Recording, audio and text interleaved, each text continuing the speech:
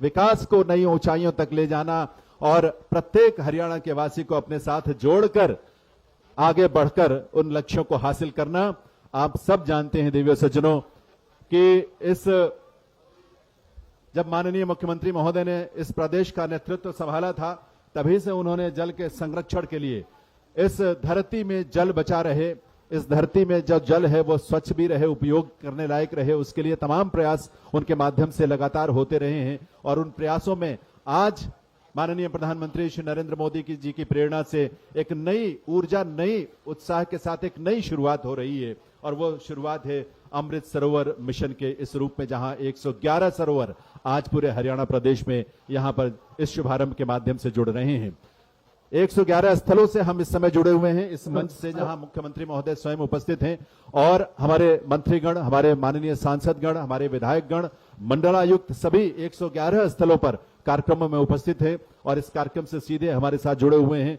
मैं इस अवसर पर माननीय मुख्यमंत्री महोदय के आगमन पर और हमसे जो भी इस समय जुड़े हुए हैं प्रदेश भर से, उन सबका स्वागत अभिनंदन करने के लिए निवेदन करूंगा। एडिशनल चीफ सेक्रेटरी सिंचाई और जल संसाधन विभाग हरियाणा सरकार श्री देवेंद्र सिंह जी से कि वे आएं और आकर यहां पर स्वागत करें माननीय मुख्यमंत्री महोदय का, सभी विभूतियों का। Shri Devendra Singh ji.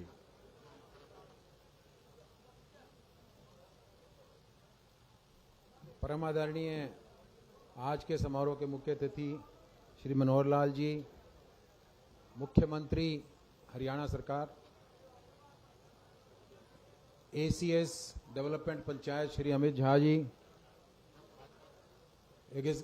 EVC executive vice chairman Haryana pond authority Shri Prabhakar Verma ji, Shrimati Kavita Jain ji और मंच पर आसीन सभी विशिष्ट अतिथिगण और आज के इस अमृत सरोवर मिशन के समारोह में शामिल हुए गांव नाहरा और आसपास के गांव, ऐसे सभी बुजुर्गों, माताओं, बहनों, प्यारे बच्चों, जैसा कि आप सबको पता है कि आज पूरे हरियाणा प्रदेश में प्रधानमंत्री जी के आह्वान पर अमृत सरोवर मिशन का शुभारंभ माननीय मुख्यमंत्री महोदय द्वारा किया जा रहा है। आपके गांव से नाहरा गांव में पूरे स्टेट लेवल का फंक्शन आपके गांव में आयोजित किया गया है और जब यहां पर माननीय मुख्यमंत्री महोदय जी श्री गणेश करेंगे इस कार्यक्रम का, जिसका मकसद है कि हर जिले में 75 सरोवर बनेंगे और उसमें आज के दिन 111 जगह पे सभी 90 एमएलए, 10 एमपी और हमारे 6 डिविजनल कमिश्नर 111 जगह पे, अलग अलग जगह पे सब लोग अपने अपने अमृत सरोवर के श्री गणेश का शुभारंभ कर रहे हैं माननीय मुख्यमंत्री महोदय की शुरुआत के साथ। आप सबको पता है कि पानी का कितना महत्व है और पानी के क्षेत्र में हरियाणा प्रदेश में माननीय मुख्यमंत्री महोदय के निर्देशों से जो काम हुए हैं उसके बारे में विस्तार से मैं नहीं कहूंगा, सिर्फ इतना ही कहूंगा कि जिस तरह से हर घर में नल और हर नल में जल का प्रोग्राम, उसमें भी लगभग नाहरा गांव में जो मैंने पता करवाया 75% घरों में नल के भी लग गए, पानी भी आ गया। इसी प्रकार पूरे प्रदेश में ये काम हुआ है। और दूसरा महत्वपूर्ण प्रोग्राम है जिसको कहते हैं हर खेत को पानी और पर ड्रॉप मोर क्रॉप, यानी हर खेत में पानी भी होगा और माइक्रो इरिगेशन, सूक्ष्म सिंचाई के माध्यम से पानी की कोई भी बूंद वो वेस्ट, व्यर्थ ना जाए और हर पानी की बूंद से ज्यादा किसानी हो, ज्यादा फसल हो, ये मकसद है। और इसलिए प्रत्येक हरियाणा के प्रदेश के गांव का मुख्यमंत्री महोदय जी ने कहा है कि उनका कैटेगराइज करें कि किस गांव में पानी का स्तर कितना है। जैसे आपके नाहरा गांव का पानी का स्तर लगभग 3 मीटर के करीब है, इसलिए वाटर स्ट्रेस्ड है, नीचे पानी अच्छा नहीं है। लेकिन अच्छी बात यह है कि आसपास से दिल्ली ब्रांच गुजरती है, नहर का पानी मिलता है और ये जो पौंड है इससे भी जो पानी आएगा उसको साफ सुथरा करके उससे भी सिंचाई की योजना बनाई जाएगी।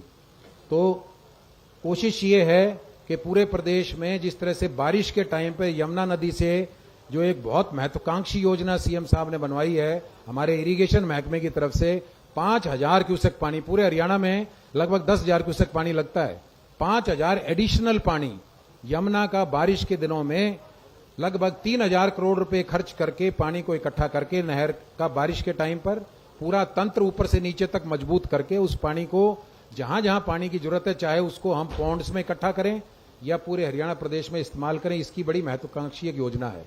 अंत में मैं यही कहूंगा कि जो यहां मेरा पानी मेरी विरासत, सूक्ष्म सिंचाई योजना और ये जितनी योजनाएं हैं उन सब के परिणाम स्वरूप अभी हाल में ही जल शक्ति अभियान जो पूरे साल चला था और प्रधानमंत्री जी ने इसका शुभारंभ किया था, उसे पूरे हरियाणा प्रदेश को सर्वश्रेष्ठ घोषित किया गया है।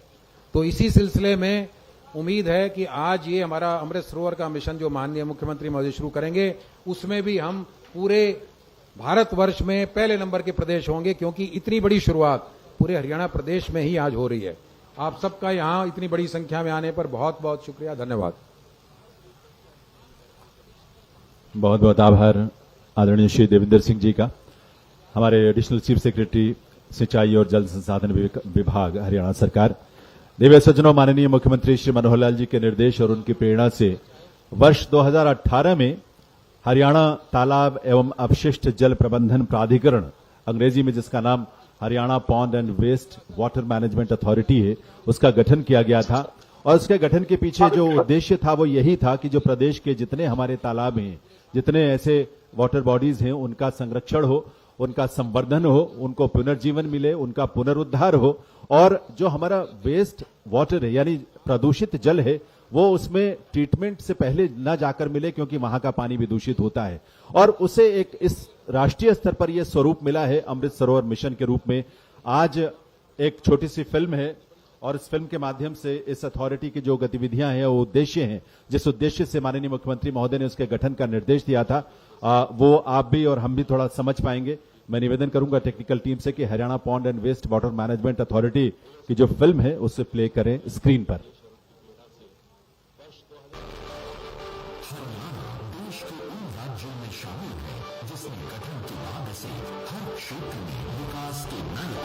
स्थापित किए हैं। विकास की ये रफ्तार मुख्यमंत्री श्री मनोहर लाल के नेतृत्व में अनवरत जारी है। इसी कड़ी में राज्य के तालाबों का जीर्णोद्धार करने की दिशा में एक सकारात्मक पहल करते हुए हरियाणा सरकार ने हरियाणा तालाब और अपशिष्ट जल प्रबंधन प्राधिकरण का गठन किया। प्राधिकरण अब से अंतः अमृतम अर्थात जल में अमृत है के ध्येय वाक्य के साथ राज्य के लगभग 19,000 छोटे बड़े तालाबों के संरक्षण, भंडारण तथा अपशिष्ट जल प्रबंधन का कार्य विशेष तकनीकी रूप से करने में लगा, ताकि बरसातों और गंदे पानी को तकनीक से साफ करके खेतों और जानवरों के इस्तेमाल में लाया जा सके। राज्य के परंपरागत तालाबों एवं सरोवरों को पुनर्जीवित करने से प्राकृतिक रूप से तालाबों की छटा तो निखरेगी ही, साथ ही मछली पालन, भूजल रिचार्जिंग, मवेशियों के लिए पर्याप्त जल के साथ माइक्रो इरिगेशन प्रणाली से सिंचाई के लिए भी इसका उपयोग किया जा सकेगा।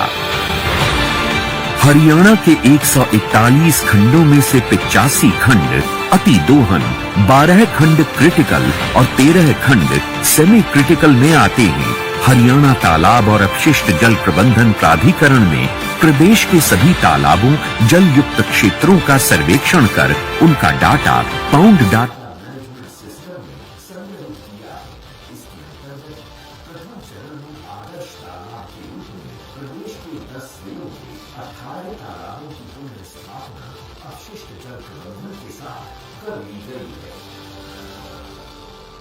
द्वितीय व तृतीय चरण में प्रदेश के 22 जिलों के 1,502 ग्रामों के 4,554 प्रदूषित तालाबों की पुनर्स्थापना का कार्य पूरी गति के साथ चल रहा है, जिसमें 5,000 से 10,000 जनसंख्या वाले 409 गांव और 10,000 से अधिक आबादी वाले 109 गांव शामिल हैं। प्राधिकरण द्वारा सैटेलाइट इमेजिंग के माध्यम से सरकारी भूमि पर स्थित सभी जल निकायों की जियो मैपिंग और जियो टैगिंग करवाई जा रही है। तालाबों की रेस्टोरेशन के फलस्वरूप Haryana pond and waste management authority ने कोरोना संक्रमण काल में भी अपने 3 वर्षों की अवधि में प्रदेश में तालाबों के जीर्णोद्धार में अहम भूमिका निभाई है। तो दूसरी तरफ गोहना की फैक्ट्रियों से निकलने वाले ट्रिब्यूटरी ड्रेन नंबर 4 से दूषित जल भराव के गंभीर विषय को भी प्राधिकरण ने अपने पायलट प्रोजेक्ट में सुधार हेतु समाहित किया है। आज के अमृत महोत्सव की याद में हमारी भावी पीढ़ी को कुछ देने के संकल्प को पूरा करने के लिए हर जिले में 75 अमृत सरोवर बनाएंगे। माननीय प्रधानमंत्री श्री नरेंद्र मोदी जी के आह्वान पर मुख्यमंत्री श्री मनोहर लाल आज राज्य भर में अमृत सरोवर मिशन का आगाज सोनीपत जिले के गांव नाहरा की धरा से कर रहे हैं। साथ ही राज्य के 111 स्थानों पर माननीय जनप्रतिनिधियों के कार्यक्रमों से तालाबों एवं सरोवरों के कायाकल्प की शुरुआत हो रही है। निश्चित तौर पर आज का दिन जल प्रबंधन, जल उपलब्धता और जल संरक्षण की दिशा में प्रदेश के लिए भगीरथ प्रयास है। देवी सज्जनों, ये आयोजन इस रूप में उसके पीछे की पृष्ठभूमि और मुख्यमंत्री महोदय के संकल्प जो कई वर्ष पहले से, जब से उन्होंने प्रदेश का नेतृत्व संभाला, तब से उनके दिमाग में जो संकल्प थे वो साकार रूप इस रूप में लिए, इस अथॉरिटी के रूप में, और लगातार हम इस दिशा में आगे बढ़ रहे हैं। और नाहरा के गांव और आसपास के सभी लोगों के लिए बड़े सौभाग्य की बात है और वे सभी माननीय मुख्यमंत्री महोदय का इस अवसर पर अभिनंदन भी करना चाहते हैं, स्वागत करना चाहते हैं। दरअसल ये आयोजन नहीं है, ये एक यज्ञ है और इस यज्ञ में अपने श्रम के माध्यम से, आज श्रमिक दिवस है और अपने श्रम के माध्यम से उसे ऐसे यज्ञ में अपनी भूमिका निभाने का एक संकल्प हम सबको लेना है। तो आइए मैं निवेदन करूंगा नाहरा गांव के जो सरपंच हैं और प्रतिनिधि हैं कि वो आए और इस मंच पर आकर माननीय मुख्यमंत्री महोदय श्री मनोहर लाल जी का आप सबकी गरिमामयी उपस्थिति में अपने संकल्पों के और अपने सम्मान के भाव के साथ और जो उस उद्देश्य के साथ जिसका कार्यक्रम का आयोजन किया गया है, उस उद्देश्य में अपनी सहभागिता सुनिश्चित करने के संकल्प के साथ यहां मुख्यमंत्री महोदय का अभिनंदन करेंगे, उनका स्वागत करेंगे। और स्वागत के रूप में उनका दायित्व भी है, इस गांव के सरपंच, उनकी पूरी टीम या गांव का हर वासी, समुदाय समाज का हर वासी, उसका ये संकल्प भी है और उसे ये प्रण भी लेना होगा, शपथ भी लेना होगा कि ये शुरुआत जो हो रही है वे उसके कस्टोडियन हैं और कस्टोडियन यानी संरक्षक हैं और संरक्षक के रूप में वे अपने दायित्वों का निर्वहन करेंगे। ऐसे तालाब, ऐसे सरोवर फिर से कभी इस तरह से अपने जीवन के, अपने अस्तित्व के लिए उनके सामने संकट न खड़ा हो, इस बात को सुनिश्चित करेंगे। तो आप प्लीज, इतने लोगों की आवश्यकता नहीं है मंच पर, इतने लोगों की आवश्यकता नहीं है, सिर्फ 2-3 लोग आ जाएं और वे सामने से जरा देखने भी देंगे और आप सबकी तरफ से सामने के हिस्से से हट जाएंगे ताकि लोग देख सकें और तालियां भी बजा सकें, क्योंकि ये प्रतिनिधि यहां पर मंच पर आपकी ही हैं, आपकी तरफ से ही हैं। इस गांव और इसके आसपास के इलाकों से आए हुए ये हमारे सभी भाई बहन जो यहां उपस्थित हैं, वे इस अवसर पर माननीय मुख्यमंत्री महोदय का अभिनंदन कर रहे हैं, उनका स्वागत कर रहे हैं। तालियां आप सबकी तरफ से, बहुत ही सम्मान से भरी तालियां, संकल्पों के साथ भरी तालियां, उन संकल्पों के साथ कि हम ऐसे मिशन में अपनी भूमिका हम जरूर निभाएंगे। सभी से निवेदन है कि वे सभी अपना अपना स्थान ग्रहण करें और आभार इन सभी का, अभिनंदन और वंदन एक बार पुनः माननीय मुख्यमंत्री महोदय का, उनकी सोच के लिए, उनके संकल्प के लिए और प्रदेश के लोगों के कल्याण का मार्ग प्रशस्त करने की जो प्रेरणा उनसे मिलती है उसके लिए। पूरे प्रदेश में 111 स्थल है जहां पर ये इसी तरह के कार्यक्रम आयोजित किए गए हैं और ये राज्य स्तरीय कार्यक्रम है जिसमें माननीय मुख्यमंत्री श्री मनोहर लाल जी का आगमन हमारे लिए सौभाग्य की बात है। ये अवसर है जब मैं उनसे प्रार्थना करूं माननीय मुख्यमंत्री महोदय से कि वे हम सबका मार्गदर्शन करें, जो यहां उपस्थित हैं उनका भी, और 111 स्थलों से जो आज हमसे जुड़े हुए हैं, और ये संदेश जहां भी जाएगा लोगों को प्रेरणा मिलेगी। तो एक बार आपकी करतल ध्वनि के साथ, आपकी तालियों के साथ मैं निवेदन करूंगा आदरणीय मुख्यमंत्री श्री मनोहर लाल जी से उनके संबोधन के लिए। देवी सज्जनों,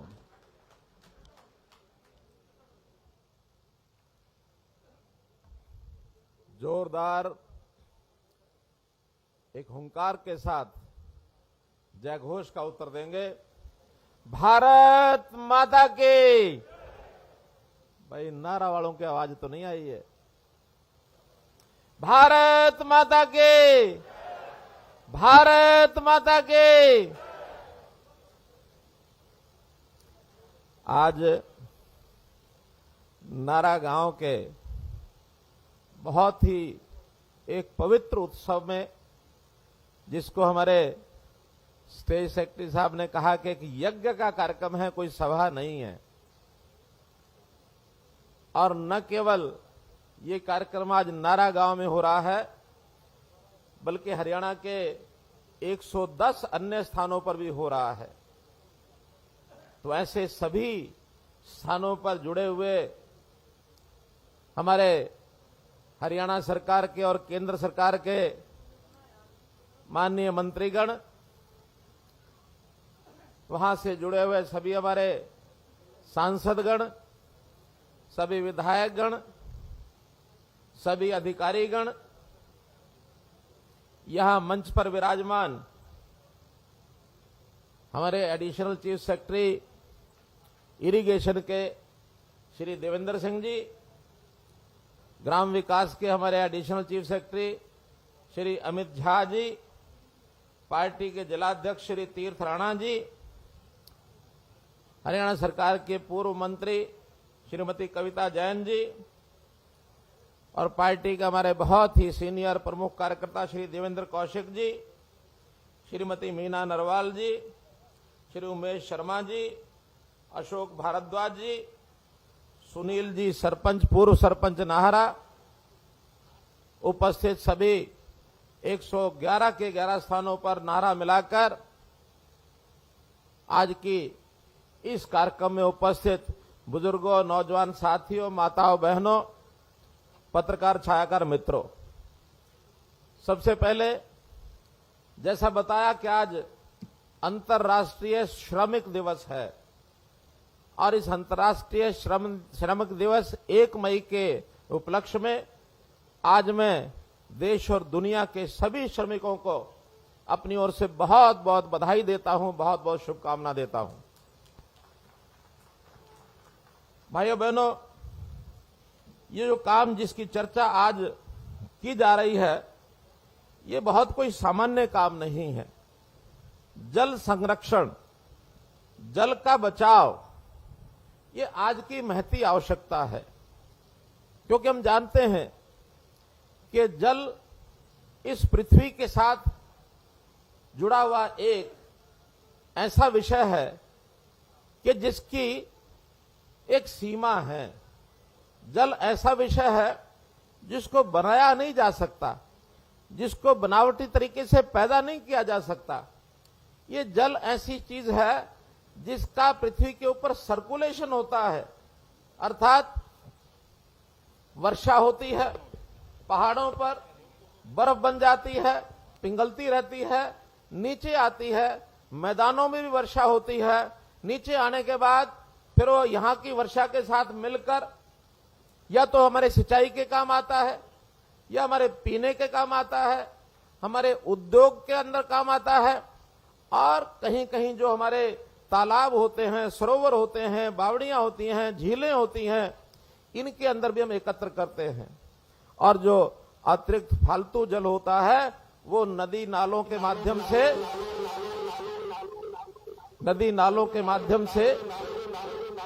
भैया ठीक करो जरा,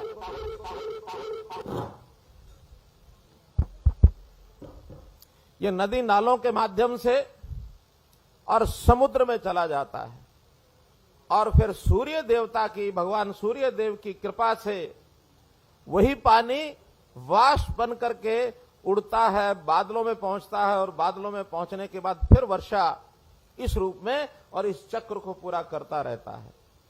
लेकिन आवश्यकताएं शुद्ध पानी की ये समय समय पर बदलती रहती हैं, बल्कि लगातार बढ़ रही हैं।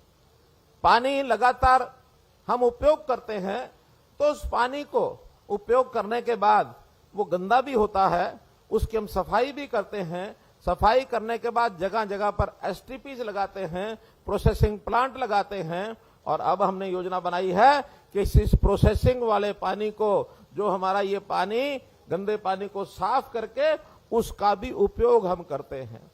क्योंकि जितनी हमारी दैनिक आवश्यकता होती है, उस दैनिक आवश्यकता के हिसाब से हम स्वच्छ पानी आज प्राप्त नहीं कर पा रहे हैं।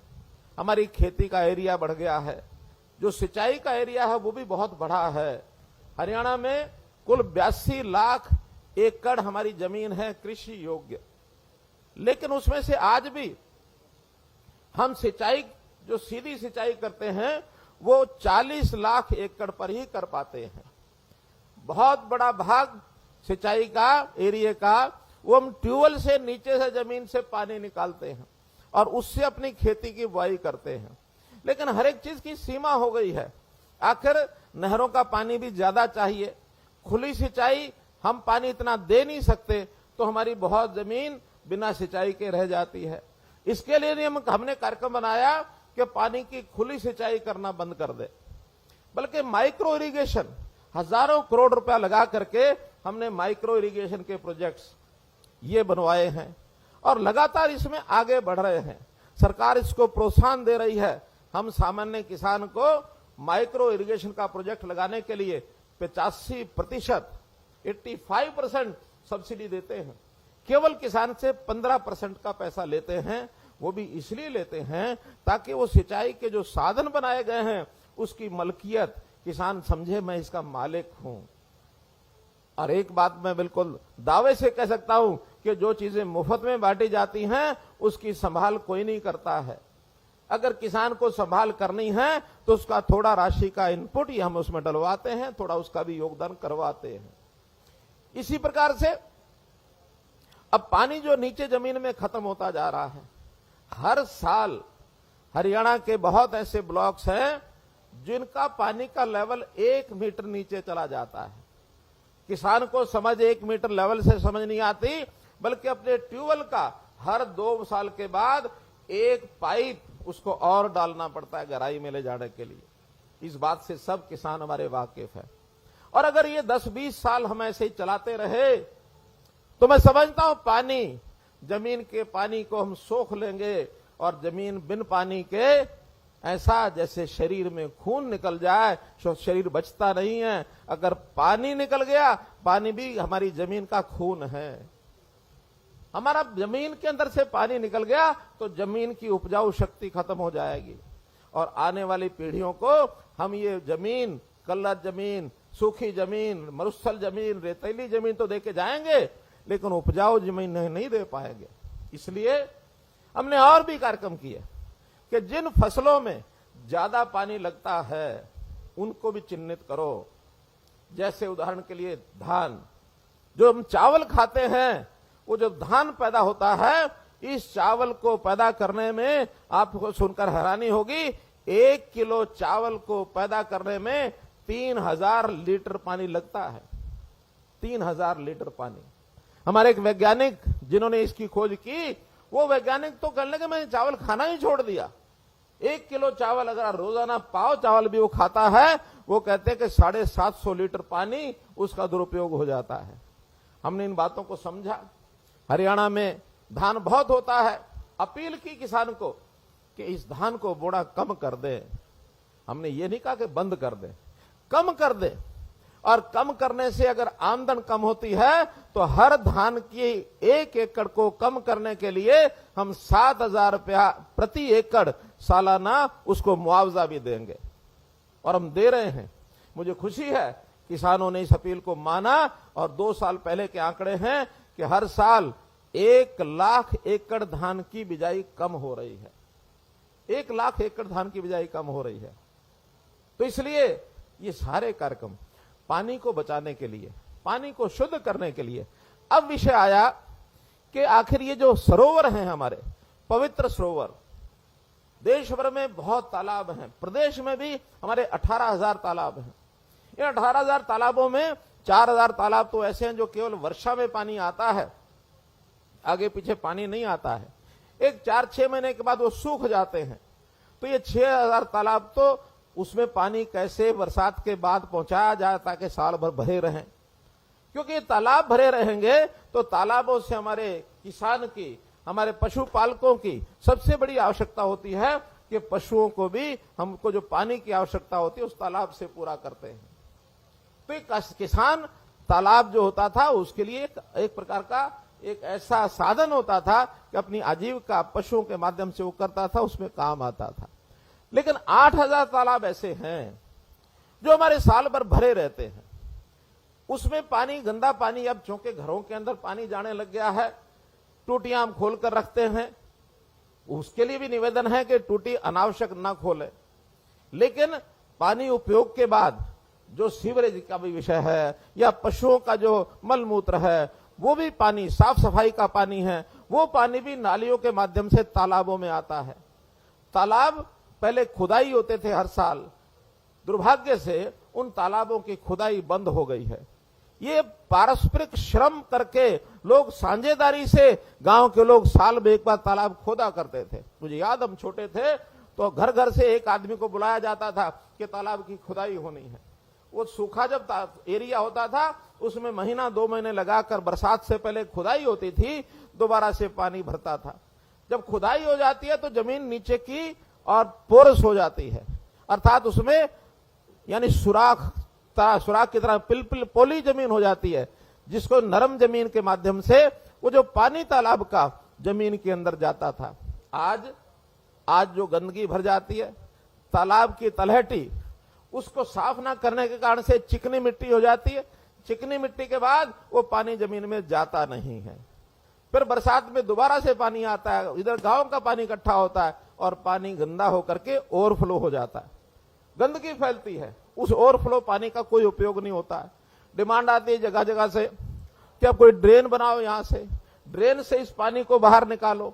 जहां खेतों में पानी भर जाता है, खेतों की यही हालत है। पहले जमीन पोरस होती थी, उसके नाते से जमीन में पानी रिसता था।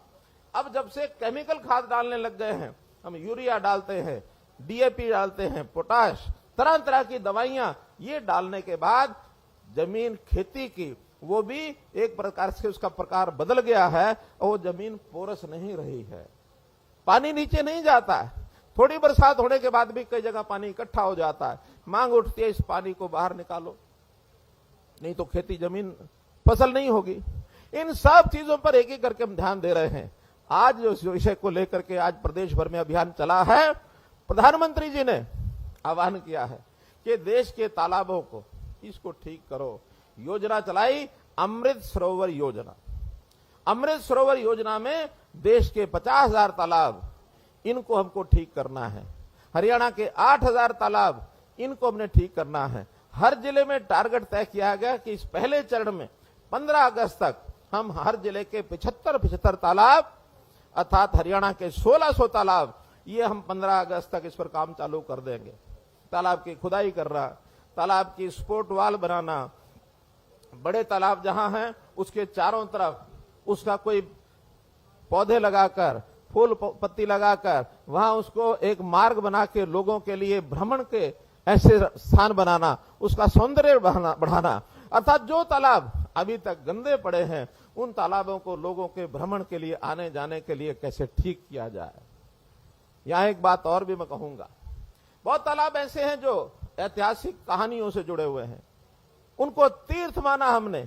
उनको केवल पानी का तालाब ऐसा नहीं है, बल्कि उनको तीर्थों की तरह से हम पूजते भी रहे हैं। मुझे खुशी है, आप तो जानकारी है ही है, लेकिन मीडिया के माध्यम से सब लोगों को ये जानकारी मिले कि यहाँ का जो नाहरा का तालाब है, ये तालाब नाहर सिंह नामक व्यक्ति ने आज से और 900 साल पहले सन 1309 ईस्वी में उस व्यक्ति ने यहां तप किया था और उस तप के कारण से इस तालाब का निर्माण हुआ। चारों तरफ धाम बने हुए हैं। इस तालाब को गंगेश्वर सरोवर ये हमने कहा है, गंगेश्वर सरोवर। और इस गंगेश्वर सरोवर का पानी इतना स्वच्छ था, निर्मल था कि आसपास के बताते हैं 24 गांव ऐसे हैं जो इस पानी को यहां से ले जाकर के उसमें खाना बनाते थे। आज इस सरोवर को अगर हम देखते हैं, कोई कल्पना कर सकता है कि इसके पानी से खाना बनाया जा सकता है? कल्पना नहीं कर सकते, क्योंकि वो तालाब प्रदूषित इतना हो गया है। इस प्रदूषण के कारण से इनको ठीक करने का बीड़ा ये देश के प्रधानमंत्री ने उठाया है। एक प्रकार से मैं प्रधानमंत्री के बारे में अगर ये कहूं कि एक समय ऐसा था जब गंगा को पृथ्वी पर लाने के लिए और भगीरथ ने जो प्रयास किए, गंगा को पृथ्वी पर ला करके जीवनदायिनी गंगा आज हमारे जीवन का आधार है।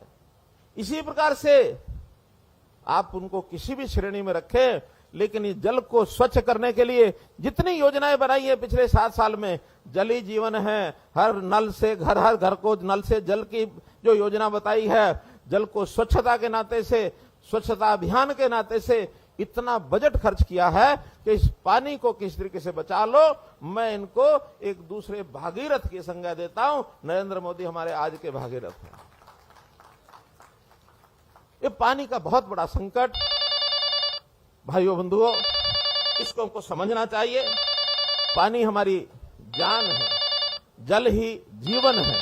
तो इस जल ही जीवन के अगर बात को हम ध्यान रखते हैं तो हम इसके ऊपर जरूर ध्यान करें कि हम आगे चल करके ऐसा ना हो आने वाली पीढ़ी वो हमको गालियां दे, वो हमको ये कहेगी कि हमारे पूर्वजों ने इतना ध्यान भी रखा कि हमको विरासत में जहां जमीन दे गए वहां पानी तो दे जाते। तो इस पानी के संकट की हमारी अगली पीढ़ियां वो इसको न ध्यान करें। तो एक एक बूंद पानी को बचाना, प्रधानमंत्री जी ने कहा है कि हर बूंद इसका उपयोग करो, हर बूंद का उपयोग चाहे घर में इकट्ठा करो, चाहे रिचार्ज करके जमीन में डालो। हमने निर्देश दिए हैं कि सरकारी भवन जितने भी हरियाणा के अंदर, उन सब के अंदर वहां रिचार्जिंग वेल बनेंगे। जो बरसात का पानी है बाहर नहीं जाना चाहिए, बल्कि जमीन के अंदर छोड़ो, जमीन में साफ होकर के नीचे के तल में पहुंच जाएगा। रिचार्जिंग ऑफ वाटर, किसानों के को भी आह्वान किया है कि आप अपने इलाके का जो बरसात का पानी है उसको बह करके बाहर मत जाने दो। अब हमको बताओ, हम वहां रिचार्जिंग ट्यूबवेल लगाएंगे। पिछले साल हमने 750 ट्यूबवेल लगाए हैं नए, और इस बार घोषणा की है कि आने वाले 2 वर्षों में 5000 नए रिचार्जिंग ट्यूबवेल हम लगाएंगे। 5000 ट्यूबवेल लगाएंगे, यानी बोरवेल जिसको कहते हैं, ट्यूबवेल नहीं, बोरवेल। पानी अपने आप नीचे चला जाता है। बरसात के दिनों के अंदर उसकी एक टेक्नोलॉजी सी बनी है कि वो पानी बजाय बाहर जाने के, हरियाणा की एक एक बूंद पानी की जो हमारे पास आए उसका हम सदुपयोग करें। जो पानी हम स्वच्छ कर रहे हैं, एसटीपी लगा रहे हैं, उसके लिए भी देवेंद्र सिंह जी यहां बैठे हैं, इनको हमने कहा है कि उस पानी का उपयोग या तो इंडस्ट्री के लिए यूज करें, इंडस्ट्री को भी पानी चाहिए, नहीं तो बागवानी शहरों के अंदर जो होती है, पार्क होते हैं, उसमें उपयोग करना चाहिए, और नहीं तो उस पानी का उपयोग हम खेती के लिए करें। हर तालाब के आसपास, हर एसटीपी के आसपास हम उसका कमांड एरिया बनाएं, उस कमांड एरिया में माइक्रो इरिगेशन के प्रोजेक्ट लगाएं, ताकि वो उस पानी की क्वालिटी भी अच्छी होती है फसल के लिए, सब्जियों के लिए, कि उस पानी में स्वाभाविक खाद भी होता है। उस पानी की गंदगी की मात्रा को कम करना, लेकिन खाद का जो उसके अंदर अवयव होता है उसको बनाए रखना। उस पानी से फसल, सब्जियां, फूल की खेती वो ज्यादा होती है तुलना के बारे में। तो इसलिए इस पानी का उपयोग चाहे हम किसान की खेती में करें, चाहे हम साफ सफाई के काम में करें, घरों में भी। कुछ शहरों में हमारे जो सेक्टर्स है हुड्डा के, एचएसवीपी के, उनको हमने कहा कि आप वहां उस इलाके में डबल लाइन बिछा दो। एक लाइन नहरी पानी जो पीने का आता है उसको साफ वाटर वर्क्स में करना, और पीने के पानी के लाइन, एक पानी पीने के अलावा घर में और जो अन्य उपयोग होते हैं, साफ सफाई के लिए, स्वच्छता के लिए, शौचालय के लिए, फ्लश के लिए, बागवानी के लिए, गाड़ी धोनी है उसके लिए, तो इस पानी का उपयोग करो ताकि उसका भी सदुपयोग हो जाए पानी का। इस नाते से बहुत से हमने कार्यक्रम बनाए हैं। आज तो मैं इतना ही कहूंगा भाइयों बहनों कि जिस सरोवर के नाते से आज हम चर्चा कर रहे हैं, गंगेश्वर सरोवर, ऐसे 111 सरोवर पूरे हरियाणा में उस पर आज काम शुरू हो रहा है। जहां जहां इंजीनियरिंग के काम पास हो गए हैं, जहां कोई स्पोर्ट वाल होनी है, जहां कहीं उस पानी की स्वच्छता के लिए एसटीपी लगना है, वहां उस प्रकार का काम, और जहां केवल उसकी खुदाई का काम करना है तो मनरेगा के माध्यम से उसकी खुदाई का काम दोनों आज शुरू कर दिए हैं। 111 के 111 स्थानों के ऊपर योजना हमारी बन गई है। यहां का जो तालाब है उसके ऊपर 82 लाख रुपए का खर्च ये होगा, ऐसा इसका प्रोजेक्ट रिपोर्ट बना दी गई है, जिसमें से 29 लाख रुपया, लगभग 29 लाख रुपया तो यहां भेज दिया गया है, जो रिलीज हो गया है, जिसका काम आज शुरू हो जाएगा, और शेष बचा हुआ 52 लाख रुपया वो भी जल्द जो है रिलीज होगा। उसके बाद उसका जो स्वच्छता का और उसका जो बाकी काम है वो उसके ऊपर हम करेंगे। और निश्चित रूप से यहाँ जो गांव की और भी आसपास के गांव की भी डिमांड आई है कि हमारे भी तालाब यहाँ जोड़ो। हमने निर्देश दिए हैं कि हर जिले में 75 करने हैं, सिलेक्ट करके करें। आज तो मैं नाहरी गांव के जो लोग यहाँ आए हैं उन्होंने कहा कि 2 हमारे ऐसे स्थान हैं, एक तो सैयद जोहड़ है और एक बड़ी झील है। ये दोनों गंदगी इसके अंदर है, एक प्रकार से गंदा जल उसमें है, तुरंत उसकी सफाई का काम कराया जाए। बाद में फिर छोटी झील और शीलक वाला जोहड़, ये साफ पानी है, लेकिन उसमें भी जो काम कराए जाने वाले हैं वो हमारी तालाब अथॉरिटी, एक इसके लिए हमने तालाब अथॉरिटी बनाई है पूरे प्रदेश में अलग से।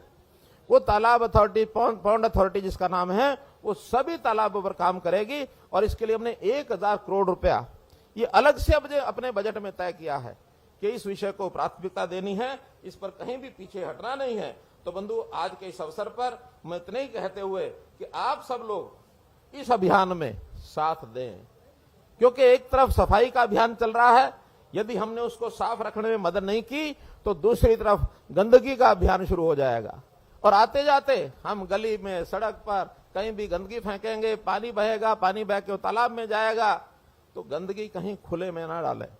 गंदगी के लिए अलग से डस्टबिन ये जगह जगह हमने रखवाए हैं और अगर कहीं नहीं है तो ग्राम पंचायतें तो आज नहीं है, लेकिन ग्राम पंचायत का जो विभाग है, बीडीपीओ के माध्यम से, ग्राम सचिवों के माध्यम से हर गांव में ऐसे स्थानों पर व्यवस्था की जाए कि वहां अपने डस्टबिन लगाएं। घरों के अंदर भी डस्टबिन रखने चाहिए ताकि उस कूड़े को बजाय बहाने के या बजाय बाहर डालने के, जिस पर मक्खियां भिनभिनाती हों और वो मक्खियां फिर आके हमारे खाने पर बैठती हों, बीमारी फैलाती हों, इसकी बजाय साफ सफाई के लिए गंदगी डस्टबिन में रखनी चाहिए। उसको विधिवत जहां डाल के आना है या कोई इकट्ठा करने वाला इकट्ठा करके ले जाएगा, ताकि हमारे तालाब में एक भी कचरा, उसका कण ये जाना नहीं चाहिए, तालाब हमारे सुरक्षित रहे। तो इस प्रकार से बता दिए नाहरा के,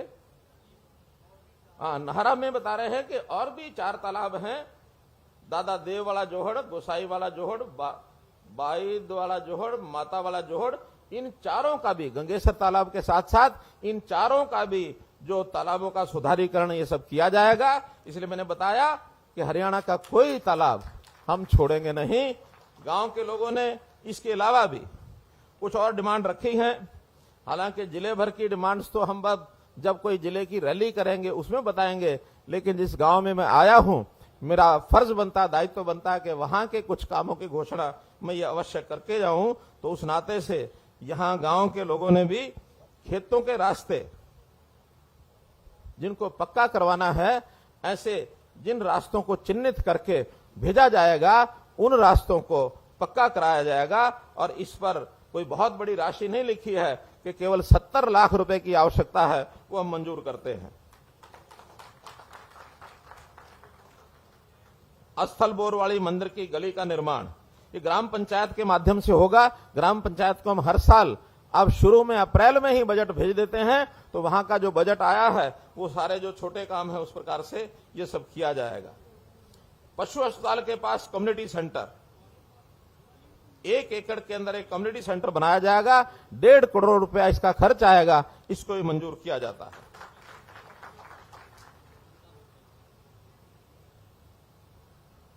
पार्क का निर्माण, एक कोई बताया पशु अस्पताल से आगे रोड के साथ साथ 3 एकड़ में पार्क का निर्माण, ये पार्क के निर्माण के लिए ड्राइंग बन गई है, उसको अप्रूव करा दिया है। न केवल पार्क बनेगा, उस पार्क में ओपन जिम और झूले ये भी लगाए जाएंगे, ताकि गांव के बच्चे, नौजवान, लड़के लड़कियां, महिलाएं सब आ करके और उस नाते से और इन झूलों का, जिम का ये अपना उपयोग कर सके।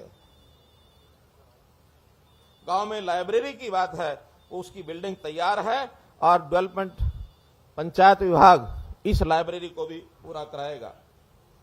और इसके अलावा चौपाल, सतवीर पुत्र मांगेराम के मकान के पास जो टूटी चौपाल है और अन्य 4 चौपालें, इन 5 चौपालों का मरम्मत का काम ये भी पूरा कराया जाएगा।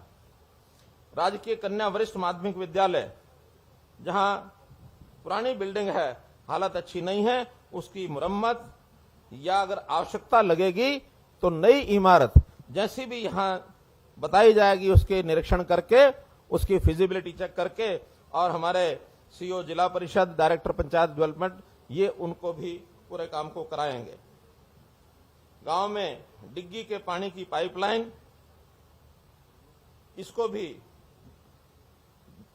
यानी इस पाइपलाइन को दबवाकर पूरे एरिया में पानी की समुचित व्यवस्था ये की जाएगी। इसका काम सैंक्शन हो गया है, 15 दिन में इसको शुरू कर दिया जाएगा। तो इस प्रकार के कुछ काम ये जो बताए गए हैं ये तो तुरंत प्रभाव से शुरू होंगे।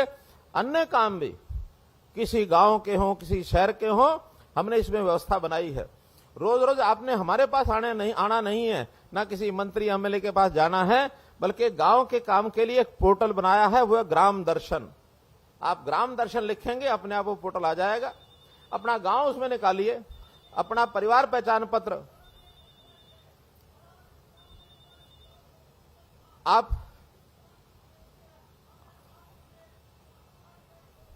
चलिए, आप ऐसा करो, इस कागज पर एक लिखवा दो, लिखवा के मैं जाऊं उससे पहले मुझे दे दो, और नहीं तो डिप्टी कमिश्नर को। मैं बता रहा हूं तरीका ये होता है। आपकी कोई समस्या, मैं वो बता रहा था कि गांव की कोई समस्या हो, आप ग्राम दर्शन के पोर्टल में जाकर अपने गांव का नाम खोलिए, अपना परिवार पहचान पत्र का नाम डालिए, अपना नाम लिखिए और अपनी मांग, अपनी डिमांड, समस्या उसमें लिख दीजिए। निश्चित रूप से वो डिपार्टमेंट में जाकर के पूरा कामकाज हो जाएगा। ऐसे ही शहरों में नगर दर्शन ही हमने पोर्टल बनाया है। वहां का कोई भी आदमी, अभी किसी भी आदमी को ये छूट पहले नहीं थी, अब हमने छूट दी है कि आपको किसी के चक्कर काटने की जरूरत नहीं है।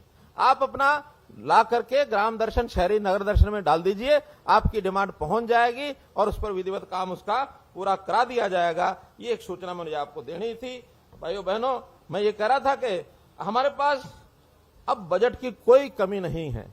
जो डिमांड जब भी हमारे पास किसी भी रास्ते से आती है, चाहे वो ग्राम दर्शन, नगर दर्शन से आए, चाहे वो किसी सज्जन को मिलने का कहीं मौका मिलता है, वो विधायक को, सांसद को, अथवा किसी भी नेता को, पार्टी के प्रधान को, या एडमिनिस्ट्रेशन में हमारे बीडीपीओ हैं, तहसीलदार हैं, एसडीएम हैं, एडीसी हैं, डीसी हैं, किसी के पास भी जाकर के आप दे देंगे, वो हमारे पास पहुंचेगी और उस काम का डिपार्टमेंट के माध्यम से उसको पास करा करके जल्दी से जल्दी करने की कोशिश की जाएगी। कोई कमी नहीं है पैसे की।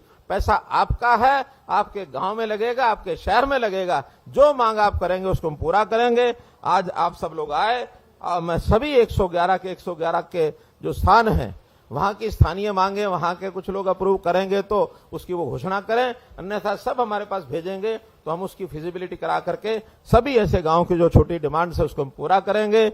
आप आज आए, शांतिपूर्वक आपने सुना, और ये जो अभियान है जल ही जीवन, और इसको पूरा करने के लिए हमारी जो अमृत सरोवर योजना, इसमें आप योगदान करिए, यही निवेदन करते हुए आपका बहुत बहुत आभार, बहुत बहुत धन्यवाद।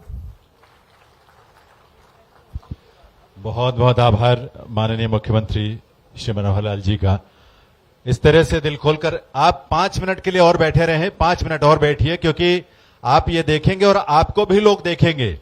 जो 110 स्थानों पर पूरे प्रदेश से लोग जुड़े हुए हैं, मुख्यमंत्री महोदय उनसे स्वयं बात करेंगे और आप भी उस चर्चा को देखें, सुने, ये बहुत आवश्यक है। और उससे पहले, जबकि मैं अगर टेक्निकल टीम कोशिश कर रहे हैं, थोड़ी सी तकनीकी दिक्कत है, लेकिन उसके पहले मैं दहिया चौबीसी खाप के हमारे प्रधान जी हैं रमेश जी और उप प्रधान महेश जी, उनको मैं इनवाइट कर लेता हूं।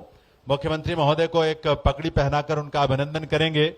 ये माननीय मुख्यमंत्री महोदय का संकल्प है आपके विकास कार्य में, आपकी खुशहाली के लिए, आपकी समृद्धि के लिए, प्रदेश के विकास के लिए। पैसा कभी आड़े नहीं आएगा। बस जिम्मेदारी हमें यह जरूर लेनी है कि जो विकास कार्य सरकार द्वारा मुख्यमंत्री महोदय के निर्देश पर हो, उसके कस्टोडियन के रूप में, संरक्षक के रूप में हम उसके देखभाल की जिम्मेदारी हम जरूर लें।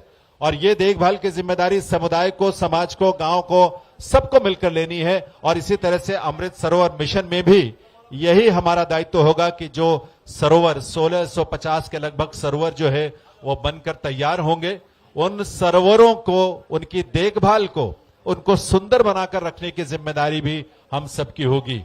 ये सौंदर्य, हमारे गांव का इस सौंदर्य बढ़ेगा, हमारे गांव में खुशहाली आएगी, हमारे गांव की समृद्धि बढ़ेगी और हमारे गांव में पर्यावरण का संरक्षण होगा।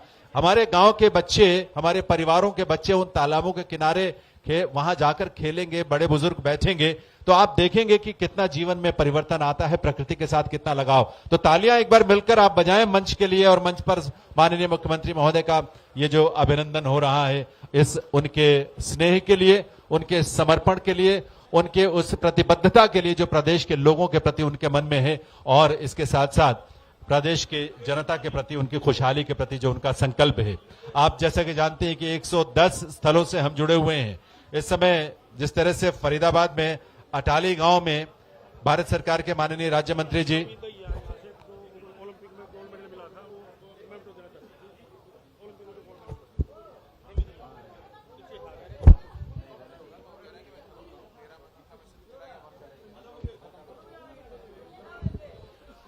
और मैं इस अवसर पर निवेदन करूंगा, बहुत बहुत आभार आप सबके तरफ से, और आभार व्यक्त करने के लिए विधिवत श्री अमित झा जी जो कि एडिशनल चीफ सेक्रेटरी हैं विकास और पंचायती विकास विभाग के हरियाणा के। लेकिन उसके पहले रवि दहिया जो हमारे मेडलिस्ट हैं उनकी तरफ से भी मुख्यमंत्री महोदय को यहां पर सम्मानित किया जा रहा है। तालियां आप सबकी तरफ से, क्योंकि मंच पर आप देख रहे होंगे इस दृश्य को, और रवि दहिया जैसे युवा हमारे इस समाज की, हमारे प्रदेश की शान है, जिन्होंने अंतर्राष्ट्रीय स्तर पर हमारे देश का गौरव बढ़ाया है, वो और उनके पिताजी और उनके स्वजन यहां पर वे सभी माननीय मुख्यमंत्री महोदय का अभिनंदन कर रहे हैं। हमें मालूम है कि हम सब बहुत अभिभूत हैं इस बात से कि मुख्यमंत्री महोदय आज इस गांव में पधारे हम सबके बीच में और वे आए। लेकिन अभी मैं निवेदन करूंगा सोनीपत के जिला प्रशासन की तरफ से, मैं निवेदन करूंगा अमित झा जी एडिशनल चीफ सेक्रेटरी धन्यवाद ज्ञापन के लिए। हरियाणा के मुख्यमंत्री श्री मनोहर लाल जी, आज के इस अवसर पे, श्रम दिवस के अवसर पे और ये अमृत महोत्सव मिशन का जो आपने शुभारंभ किया और अपना कीमती समय दिया, इसके लिए हम सब आपके आभारी हैं। और गांव नारा के भी आए हुए लोगों के हम आभारी हैं जिन्होंने अपना कीमती समय देकर इस यज्ञ से जुड़े हैं। पूरे हरियाणा में स्वच्छ भारत ग्रामीण में पहले ही हरियाणा अग्रणी स्थान कर चुका है और अब स्वच्छ भारत ग्रामीण का दूसरा चरण देश में शुरू हुआ है, जिसमें गंदे पानी की निकासी और गांव का वातावरण स्वच्छ और साफ रखने का आह्वान किया है प्रधानमंत्री जी ने। तो आज गांव वालों से हमारी भी अपील है, मुख्यमंत्री जी ने भी अपील करी है कि आप लोग यहाँ पे वातावरण साफ और स्वच्छ रखें और सरकार इस तालाब का और सारे तालाबों का सुधारीकरण और जीर्णोद्धार करके फिर से हरियाणा को नंबर 1 पोजीशन पे लाएगी। तो आज यहाँ पर आए हुए माननीय मुख्यमंत्री महोदय और बाकी सब गणों का मैं हार्दिक धन्यवाद करता हूँ। जय हिंद।